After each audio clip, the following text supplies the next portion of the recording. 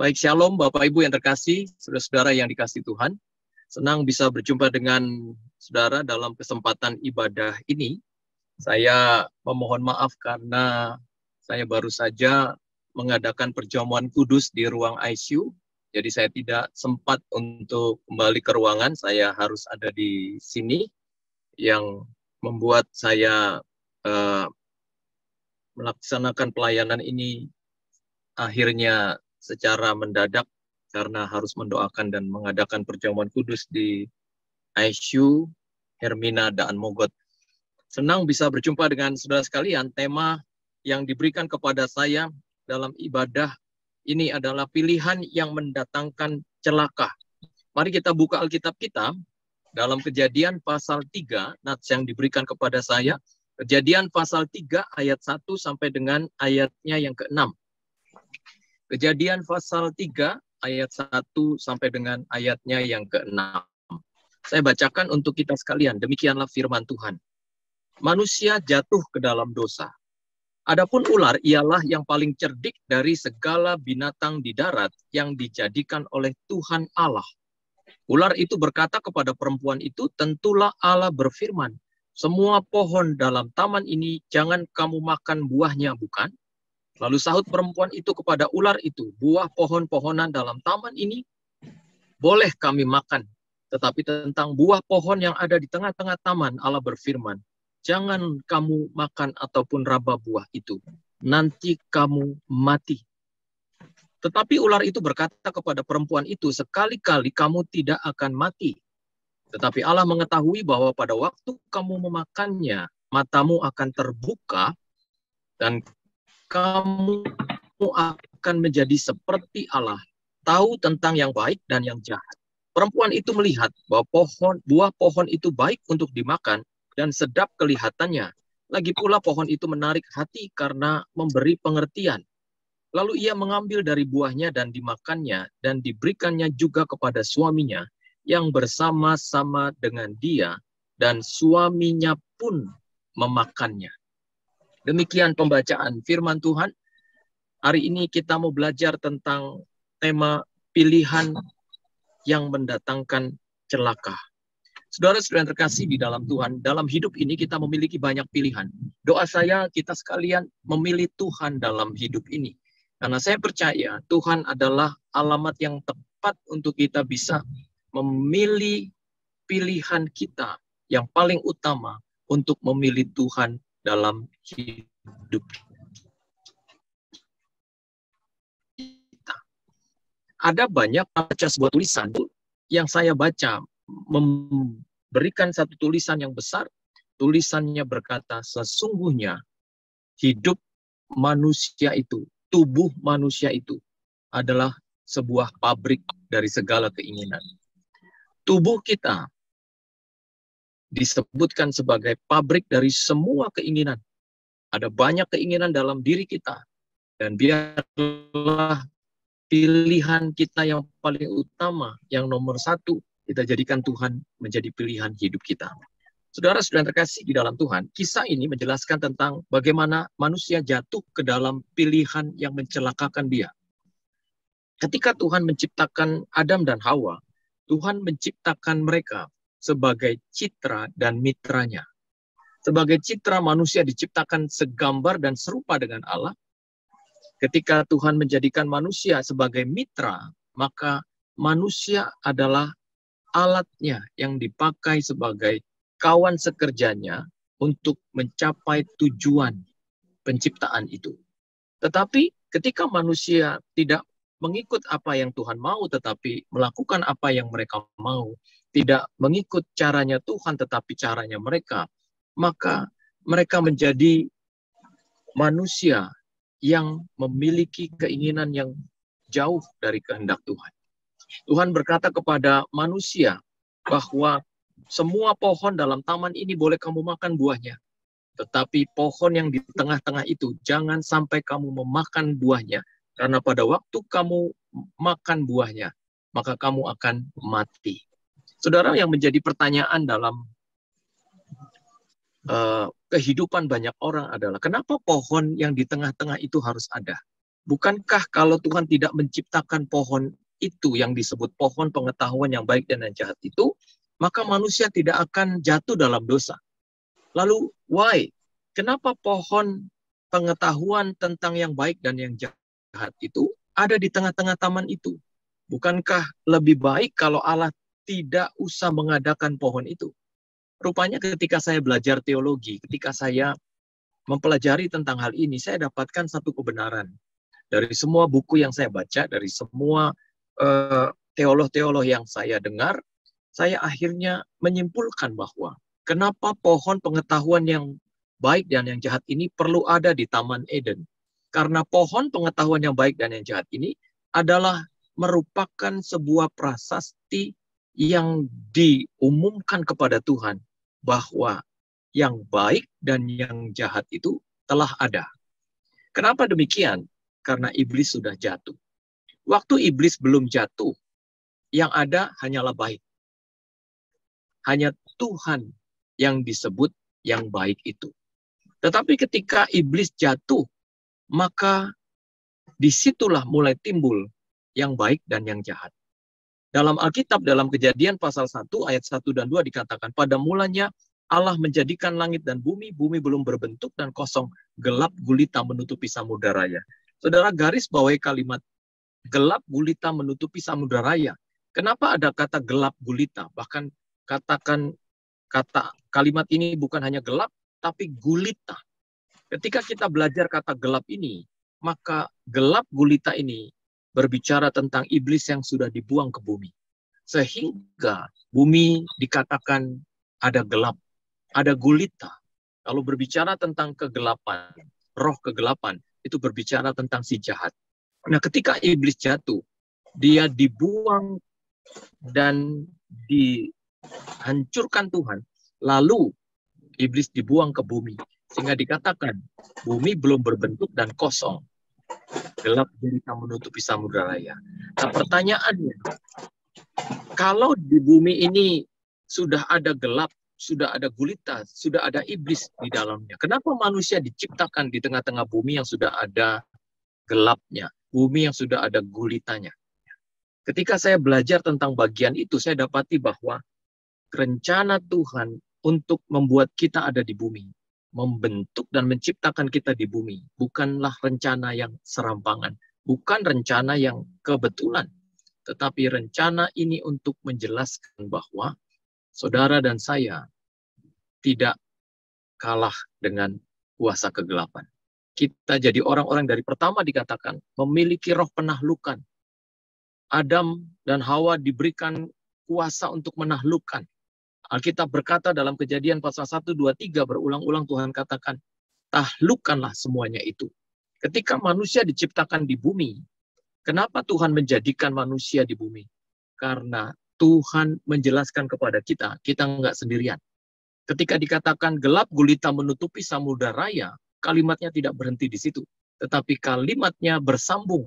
Kalimatnya berkata, dan roh Allah melayang-layang di atas permukaan air. Ketika dikatakan roh Allah melayang-layang di atas permukaan air, maka disitulah kita mengerti bahwa sekalipun kita ada di bumi, tapi kita punya Tuhan yang mengatasi semua. Kalau dikatakan roh Allah melayang-layang di atas permukaan air, maka Allah di atas semua. Allah mengatasi semua. Dia di atas keadaan. Dia mengatasi semua keadaan di bumi ini. Itu yang menjadi penting, yang membuat kita mengerti bahwa kenapa kita ada di sini. Karena Tuhan bersama-sama dengan kita di bumi untuk membuktikan bahwa kita adalah orang-orang pemenang yang diciptakan di bumi ini. Nah, belajar tentang pilihan-pilihan yang mendatangkan celaka adalah belajar tentang sebuah kesalahan dalam hal memilih. Inilah yang pertama. Saudara yang terkasih dalam Tuhan, kadang banyak di antara kita yang tertipu dengan godaan, tertipu dengan keadaan. Kita pikir kita jalan di jalan yang rata. Ingat tentang Abraham dan Lot yang ketika itu diperhadapkan dengan sebuah pilihan. Lot yang akhirnya menjadi orang yang memilih tanah Yordan karena mereka berpikir lembah Yordan itu seperti taman Tuhan, seperti taman yang memiliki air yang banyak, memiliki tumbuh-tumbuhan yang begitu luar biasa. Lalu dikatakan di sana, ia memilih taman Yordan itu untuk dijadikan pilihannya. Tetapi pilihan itu tidak berjalan dalam kehendak Tuhan karena berjalan dalam alasan yang salah. Tapi ketika Abraham dikatakan dia memilih ya, tempat yang disisakan untuk dia memilih adalah tanah yang kering, tanah yang tandus. Tetapi saudara perhatikan, kalau di tanah tandus ada Tuhan, kalau di tempat kering ada Tuhan, maka tidak mengapa. Karena tanah yang tandus bisa menjadi gembur, ya. Tanah yang kering bisa menjadi basah. Tempat yang tidak subur bisa menjadi subur kalau Tuhan hadir dalam setiap keadaan kita.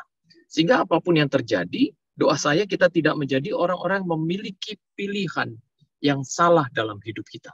Bagaimana kita bisa memiliki pilihan yang salah? Apakah kita bisa memilih yang salah dalam hal jodoh mungkin? Iya.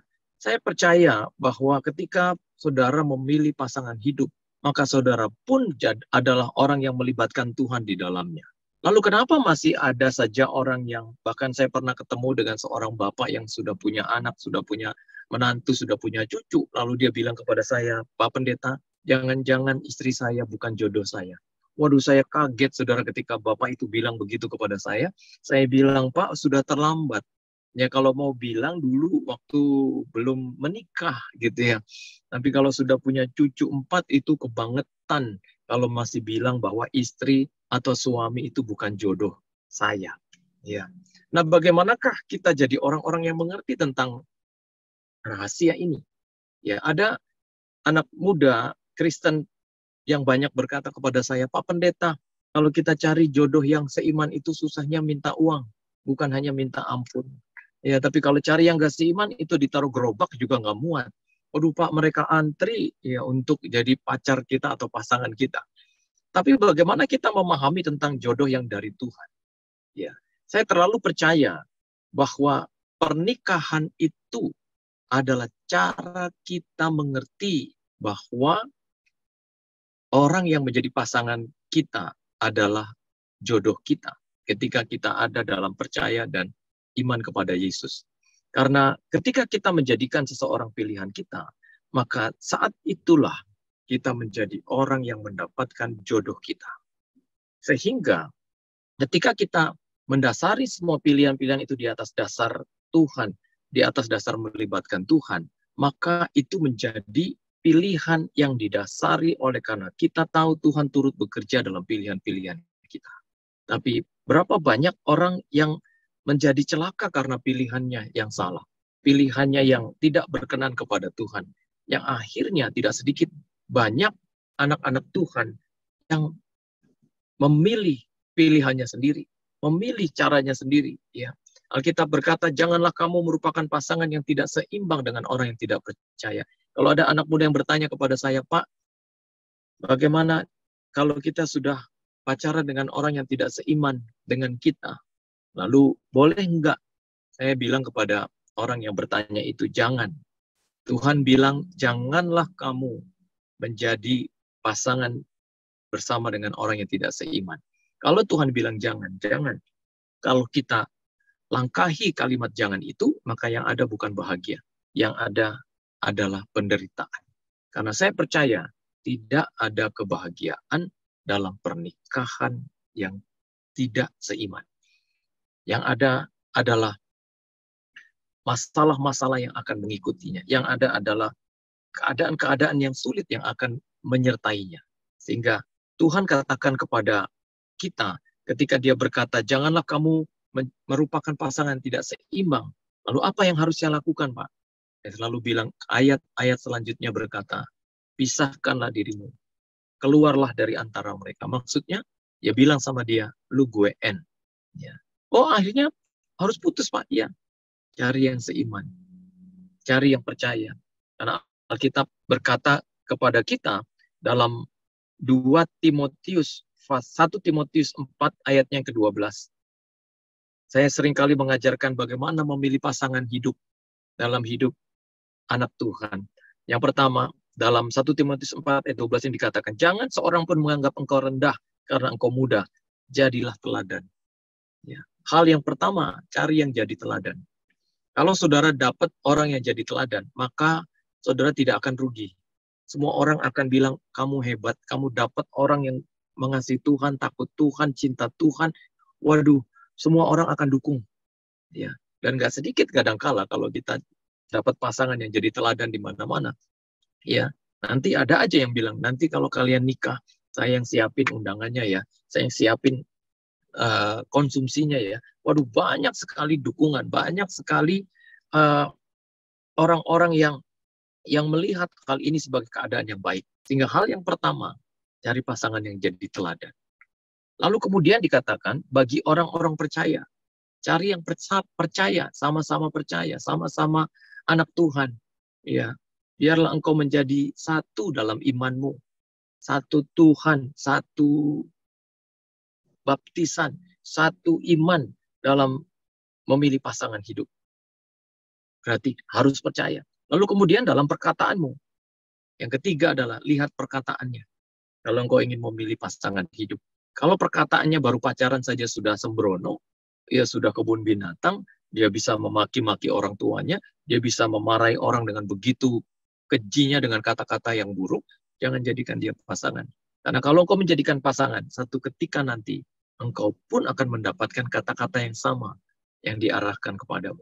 Lalu kemudian bukan hanya lihat perkataannya, tetapi kalimatnya dikatakan dalam tingkah lakumu. Lihat tingkah lakunya. Kalau dia manusia yang tidak baik, manusia yang sembrono, tingkah lakunya tidak jadi berkat, jangan jadikan dia pasangan. Karena kalau engkau menjadikan orang seperti ini menjadi pasangan, maka engkau akan menjadi orang-orang yang selanjutnya mengalami apa yang dia lakukan kepada banyak orang.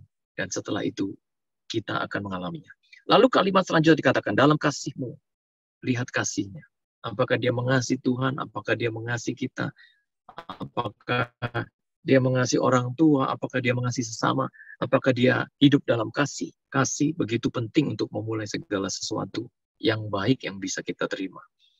Lalu dalam kesetiaanmu, ya cari yang kelihatan setianya. Ya, setia kepada Tuhan, ya. Jangan hanya karena hujan gerimis, ya, dia nggak datang ke gereja. Dengan banyak alasan dia akhirnya tidak melayani Tuhan, ya. Cari yang setia. Dan saya percaya orang yang setia kepada Tuhan, orang yang hidupnya mengutamakan Tuhan, menjadi orang yang setiawan, maka tidak sulit untuk dia menjadi setia kepada pasangannya. Lalu kemudian yang terakhir, dan dalam kesucianmu. Ya, ada kata dan dalam kesucianmu. Mencari pasangan hidup itu, cari yang bisa menjaga kesucian sama-sama. Kita harus bisa sama-sama jaga kesucian kita dalam berhubungan. Kita jadi anak muda yang boleh milenial, yang sekarang dikatakan kesucian itu sangatlah murah di zaman milenial ini. Kita tidak ikut arus dunia, tetapi kita melawan arus dunia. Doa saya, kita jadi orang-orang yang bisa menjaga kesucian sama-sama. Kita bisa menjaga batas-batas hidup kita ketika kita menjalani hidup dengan calon pasangan kita dan menjalani hidup dengan calon istri dan calon suami kita. Kita jadi orang-orang yang kedapatan tetap setia sampai kepada pernikahan kita. Sehingga hari ini, saudara yang terkasih di dalam Tuhan, jangan memiliki pilihan yang salah. Karena pilihan yang salah bisa mencelakakan kita. Hawa, ketika dia mendengar apa yang dikatakan iblis kepadanya, akhirnya Hawa memilih pilihan yang salah dalam kehidupannya. Dia ditipu oleh iblis. Dia jadi orang yang menjadi memilih pilihan yang salah oleh karena dia menerima godaan itu. Iblis mulai menaruh pilihan-pilihan yang salah dalam kehidupan Hawa, akhirnya dia jatuh kepada pilihan yang salah. Apa pilihan yang salah? Yang pertama, iblis menaruh menaruh perkataan dalam pikiran Hawa, kamu tidak akan mati. Saudara, tidak ada manusia yang tidak akan mengalami kematian. Kalau kita menjadi orang yang hidup, maka kita pasti mati. Berapa banyak orang yang dibohongi bahwa dia tidak akan mati, dia masih hidup lama, dia masih hidup panjang. Sehingga manusia lupa akan batas hidupnya. Sehingga kalau dosa terus, karena dia pikir dia tidak akan mati. Kalau dia salah terus, karena dia pikir dia tidak akan mati. Kalau dia selingkuh terus. Dia jahat terus. Dia sombong dalam kejahatan dan kelakuan yang tidak berkenan kepada Tuhan. Saya percaya kita bukan orang-orang yang seperti itu. Kita sadar bahwa satu ketika kita akan mempertanggungjawabkan setiap perbuatan dan dosa kita. Iblis membohongi banyak orang. Sesungguhnya kamu tidak akan mati. Sehingga banyak orang yang nyaman dengan dosanya. Banyak orang yang tidak takluk kepada kebenaran Allah. Karena sepertinya dosa tidak dihukum. Ya, saya belajar tentang hal ini. Saya belajar tentang bagaimana Tuhan seringkali membiarkan orang melakukan dosanya. Karena kedegilan hatinya. Karena kekerasan hatinya. Anak yang hilang adalah termasuk orang yang dalam bahasa Alkitabnya diserahkan kepada iblis. Karena kekerasan hatinya yang tidak mau bertobat. Saudara bayangkan ketika anak yang hilang ini kembali ke rumah bapaknya. Bapaknya hanya duduk di depan rumah menunggu anak yang hilang ini kembali. Bukankah kalau Bapak ini disebut sebagai Tuhan, maka bukankah Yesus berkata kalau ada 100 domba, maka kalau ada 1 ekor saja hilang, maka Tuhan akan mencari yang 1 ekor itu dan meninggalkan yang 99 dombanya. Berarti begitu pentingnya 1 orang yang hilang ini. Tetapi kenapa anak yang hilang ini tidak dicari? Bapaknya hanya menunggu di depan rumah karena kekerasan hati. Untung anak yang hilang ini masih melihat cahaya, melihat pintu untuk kembali ke jalan yang benar. Tapi berapa banyak orang yang tidak kembali, mereka mati dalam dosanya, mati dalam kesalahannya, sampai matinya mereka tidak melihat lagi jalan untuk bertobat. Kenapa demikian? Karena Allah dimurkai Tuhan akan dosanya. Dosa kita tidak dihukum. Kadangkala kita nyaman dengan dosa, sementara uang masih banyak. Ya, semua baik, tidak ada sakit, tidak ada hajaran, tidak ada tempelak Tuhan, tidak ada hukuman, sepertinya tidak dihukum. Di saat engkau tidak bisa kembali ke jalan yang benar sampai hari ini, saat itulah murka itu sedang dijalankan. Sampai mungkin engkau terhilang. Doa saya, kita menjadi orang-orang yang melihat jalan, melihat terang, melihat pertobatan. Seperti anak yang hilang berkata, bukankah di rumah Bapakku banyak makanan? Bukankah di rumah Bapakku banyak tempat tinggal? Baiklah, aku akan kembali ke rumah Bapakku. Aku akan pulang. Lalu yang kedua, saudara yang terkasih di dalam Tuhan. Berbicara tentang pilihan-pilihan yang mendatangkan celaka adalah berbicara tentang bukan hanya pilihan yang salah, tetapi juga berbicara tentang jalan-jalan hidup kita yang salah. Jangan pernah ikut jalan dosa, saudara. Dosa itu bukan jalan kehidupan, tetapi jalan kematian. Dalam Alkitab dikatakan, dosa itu adalah sengat maut. Ketika Paulus berkata, hai maut, di manakah sengatmu? Ketika itulah Paulus menjelaskan kepada kita, sengat maut adalah dosa. Berarti kalau ada orang yang sedang melakukan dosa, dia sedang dekat dengan maut. Dia sedang jalan di jalan maut. Dan kita berkata, upah dosa itu adalah maut. Jangan jalan di jalan maut. Jangan jalan di jalan dosa. Jangan salah menjalani hidup. Jalan di jalan Tuhan. Karena di jalan Tuhan, Alkitab berkata, di tangan kananmu ada nikmat senantiasa. Kata nikmat itu menjelaskan, sesungguhnya nikmat hidup yang sesungguhnya itu bukan di jalan dosa, tapi di jalan Tuhan yang kita ikuti. Sehingga hari ini, saudara yang terkasih di dalam Tuhan, perhatikan jalan hidupmu. Kita bisa menjadi bahagia dan berhasil, bukan semata-mata karena kesempatan, bukan semata-mata karena promosi, karena kita kenal orang hebat, kita punya orang tua yang hebat, saudara yang hebat. Tapi kadang seorang bisa berbahagia dan berhasil itu karena jalan hidupnya yang baik. Pemazmur berkata dalam Mazmur pasal 1, Berbahagialah orang yang tidak hidup menurut jalan orang fasik. Ketika kita perhatikan kalimat menurut nasihat orang fasik, maka perhatikan itu adalah jalan hidup yang menjadi pilihan seseorang. Kita bukan orang yang seperti itu.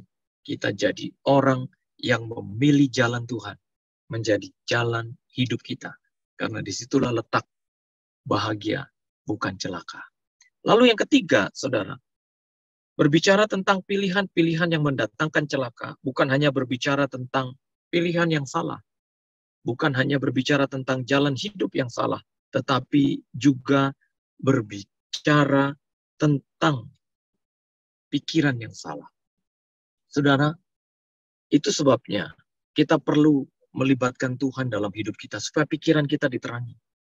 Supaya pikiran kita mendapatkan cahaya, mendapatkan tuntunan, mendapatkan terang. Ketika jalan yang dipilih oleh Hawa adalah jalan yang salah, maka dia juga menuai hukuman. Tidak ada jalan yang salah yang tidak menuai hukuman. Lalu ketika Hawa berpikir salah, maka dia juga mendapatkan celaka. Hari ini kita belajar 3 hal. Yang pertama, berbicara tentang pilihan-pilihan yang mendatangkan celaka itu. Berbicara tentang pilihan yang salah, jalan hidup yang salah, dan juga pikiran yang salah. Pikiran kita harus diterangi. Sehingga jangan pernah tidak membaca firman satu hari. Kita harus belajar untuk membiasakan diri kita, mendisiplinkan diri kita. Tiap hari kita pastikan ada firman Tuhan yang kita baca. Kita nggak bisa sendiri, saudara. Kita butuh firman Tuhan untuk menuntun kita, mengarahkan pikiran kita kepada jalan-jalannya yang benar. Yesus berkata, akulah jalan dan kebenaran dan hidup. Tidak ada seorang pun yang datang kepada Bapa kalau tidak melalui aku. Berarti dialah jalannya. Dialah kebenarannya. Dialah Tuhan yang akan menunjukkan kita tentang kebenaran-kebenaran yang sejati yang harus kita ikuti dalam hidup ini. Kita boleh susah, saudara. Tapi kita akan tetap dapat tuntunan kalau kita mencari Tuhan dan firman-Nya. Kita boleh mengalami kesulitan. Mungkin dalam tahun 2023 ini kita mulai mengalami kegelapan ekonomi, kegelapan keadaan. Tapi saya percaya orang yang mencari Tuhan, mereka akan tetap melihat terang. Karena Tuhan adalah terang yang sesungguhnya. Banyak orang seringkali melihat tahun 2023 ini menjadi orang-orang yang melihat gelap dan suramnya masa depan. Kita bukan orang yang seperti itu. Kita adalah orang yang tetap percaya dan akan percaya Tuhan menyertai kita di tahun ini. Saya terlalu percaya tentang pemeliharaan Tuhan atas hidup seseorang. Elia, ketika dia terhimpit di bukit batu, dia tidak bisa makan. Dia tidak punya jaminan untuk bisa makan. Tapi pemeliharaan Tuhan tidak tergantung kepada apa yang menjamin seseorang untuk bisa eksis. Mungkin di tahun ini kita nggak bisa punya jaminan apa-apa. Kita bukan anak orang yang kaya. Kita bukan punya orang yang punya asuransi yang mahal. Kita bukan punya tabungan yang banyak. Kita seringkali berkata, saya nggak punya jaminan untuk bisa eksis di tahun ini. Tapi saudara, pemeliharaan Tuhan itu tidak tergantung kepada siapa yang bisa menjadi andalanmu di dunia ini. Tapi pemeliharaan Tuhan itu akan tetap dilaksanakan. Karena dia Tuhan yang akan pasti memelihara kita. Lihat bunga di bakung, bunga di padang. Ya, dia tidak memintal, dia tidak bekerja. Tapi Tuhan hiasi. Lihat burung di udara yang tidak bekerja. Tapi Tuhan beri makan. Kalau kita percaya, apalagi saudara dan saya, kita jadi orang yang akan tetap dipelihara. Elia tidak punya jaminan untuk bisa makan hari itu. Dia terjepit di bukit batu. Tapi Tuhan bisa mengirimkan seekor burung gagak untuk mengantarkan sepotong daging kepada Elia. Kita boleh susah dalam tahun 2023 ini mungkin. Tapi Tuhan tetap akan mengirimkan pemeliharaan, lepas pemeliharaan di sepanjang tahun ini. Kita punya kesusahan yang sama, saudara. Tapi kita juga punya Tuhan yang sama. Tahun 2023 ini, kita tidak akan berjalan dalam kegelapan. Tapi kita akan melihat terang. Kita akan jadi orang-orang yang melihat Tuhan yang sama seperti Tuhan di tahun 2023, 2022 yang telah menyertai kita. Di tahun ini, Tuhan yang sama akan menyertai saudara dan saya. Sehingga hari ini, biarlah pikiran kita diterangi. Pikiran kita mendapatkan tuntunan, mendapatkan bimbingan. Kita mau buka usaha, kita dituntun. Kita mau melakukan sesuatu, kita dituntun dan bimbing Tuhan. Kita mau memilih jodoh, kita dituntun dan dibimbingnya. Kita jadi orang-orang yang beruntung. Kita punya Tuhan yang seperti ini. Biarlah firman Tuhan ini menjadi berkat buat kita. Hal yang pertama, jangan jatuh ke pilihan-pilihan yang membuat celaka. Dengan pilihanmu yang salah. Dengan jalanmu yang salah. Dengan pikiranmu yang salah. Kita telah mendengar firman Tuhan, dan biarlah kita berbahagia oleh karenanya. Mari kita bersatu di dalam doa, kita berdoa. Bapa di dalam surga, kami semua yang ada di dalam ibadah online ini ya Tuhan, mengalami Engkau dalam setiap firman yang sudah kami dengar. Kami melihat tuntunan, kami melihat bimbingan. Kami tidak mau celaka oleh karena pilihan-pilihan kami. Itu sebabnya ya Tuhan, biarlah kami menjadi orang-orang yang selalu mendapatkan anugerah ketika kami tidak jatuh ke pilihan yang salah. Kami tidak mau seperti kebanyakan orang yang bukan hanya memilih yang salah, tetapi juga akhirnya jalan hidupnya juga menjadi salah. Pikirannya juga menjadi salah. Hari ini kami mau membangun pilihan-pilihan kami di atas tuntunan-Mu. Kami akan membangun pilihan-pilihan kami di atas bimbingan Tuhan atas kami. Kami tidak mau salah jalan. Kami mau dituntun, kami mau dibimbing. Kami mau diarahkan oleh Tuhan. Dan Tuhan ajar kami untuk menjaga jalan hidup kami. Bukan karena kami bisa, tapi karena kami diarahkan, dibimbing Tuhan. Alkitab berkata kepada kami, dituntun kepada padang yang berumput hijau. Dituntun kepada air yang tenang. Di tempat-tempat itulah, di titik-titik itu, Tuhan menyukakan kami. Tuhan ajar kami untuk senantiasa bukan hanya menjaga pilihan kami, menjaga jalan hidup kami, tapi kami juga pastikan kami menjaga pikiran kami dari hal-hal yang salah. Supaya kami tidak celaka. Supaya kami tidak menjadi orang yang tidak beruntung. Melainkan beruntung karena kami memilih yang benar. Ada di jalan yang benar. Dan berpikir yang benar. Terima kasih Tuhan. Kami belajar dari manusia pertama, Adam dan Hawa. Mereka jadi orang-orang yang ada untuk mengajarkan kepada kami. Kami tidak boleh ikut jalan yang salah. Kami ikut jalan Tuhan yang adalah kebenaran dan hidup.